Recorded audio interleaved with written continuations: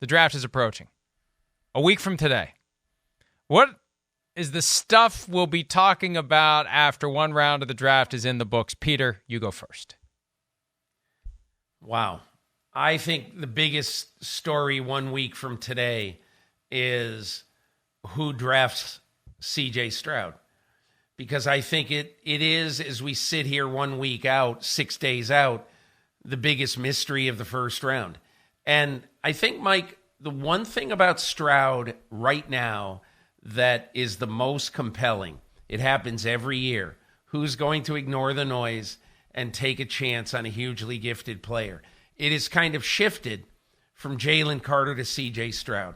But my number one priority a week from now is going to be who takes CJ Stroud and why, and maybe more importantly, who passes on CJ Stroud. And I'm going to broaden it a little bit, even though I don't want to be repetitive of what your pick was, but I know this is always the number one story. How many quarterbacks went and who took them? 2, 3, 4, 5. I think back to 2018. Baker Mayfield, Sam Darnold, Josh Allen, Josh Rosen, good Lord, and Lamar Jackson. How many of those guys are going to pan out? One of the realities. Did you say good Lord one of the, with Josh Rosen? I said good Lord. Yeah. But one of the realities of the draft, and look, we see this every year. It's always glass half full. It's always guy is going to be great. Here's why this guy's going to be great. Here's why that guy's going to be great. Here's why that guy's going to be great. And that's fine. I'm fine with the people who are working the draft not raining on the parades of these kids who have finally ascended to the NFL. But look back to 2018, for crying out loud. 2 out of the 5 worked out. 2 out of 5, 40% success rate for the quarterbacks taken in that year of the draft. So we're going to be talking about the quarterbacks, and we're going to be trying to figure out who's going to work, who's not going to work, who's going to sit for a year, who's going to play right away. But that's going to be the dominant topic. Stroud and all the others next Friday morning. Mike, I think, first of all, I want to just add one little factoid of the weekend, and that is that how does it feel to know that Josh Rosen was picked higher in a draft than Patrick Mahomes was? I mean, we can say whatever we want about the Arizona Cardinals, and the Arizona Cardinals, essentially, their franchise going down in flames. But, man, that is one heck of an interesting pick, taking Josh Rosen 10th overall.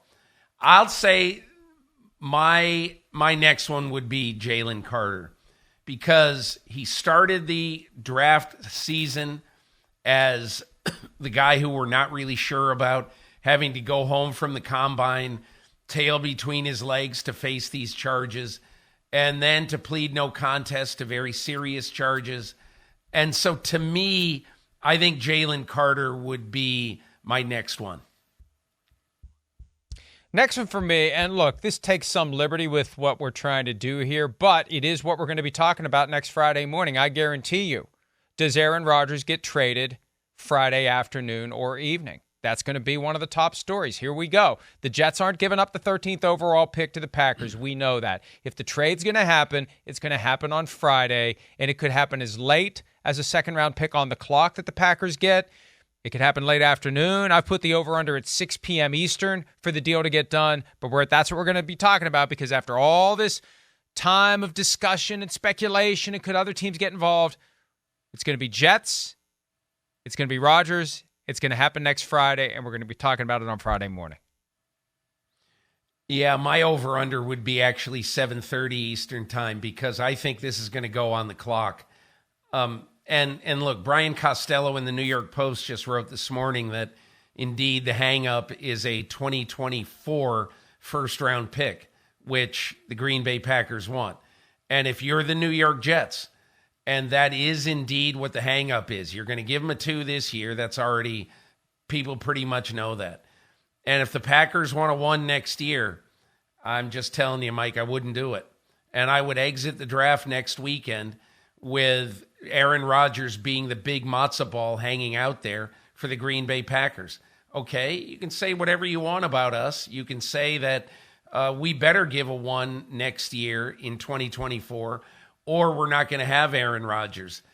I'm telling you, if you're Joe Douglas, if you're Woody Johnson, if you're Robert Saleh, you've got to be solid enough as an organization. You really do. You've got to be firm as decision makers to be able to say, we are not paying a 1 and a 2 for a guy who might only play 1 year. Not going to do it. Oh, I got to pick something else. What else, Sorry. Peter? All right.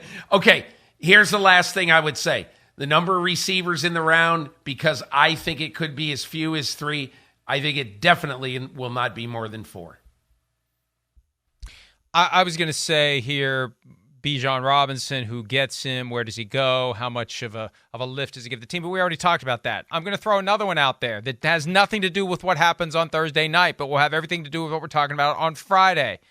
Who's going to make a play for Trey Lance, if anyone? Because I think day 2 of the draft is going to be the Trey Lance zone. If someone is going to put a package together who didn't get a quarterback that they wanted, you're emerging from the draft, round 1, not addressing the position. So what do? You pivot to Trey Lance if you're interested in him, if you were interested in him a couple of years ago, because he's clearly in play in San Francisco. Hi, it's Mike Florio. Thanks for watching PFT on YouTube. Hit subscribe for the latest news and analysis from Pro Football Talk.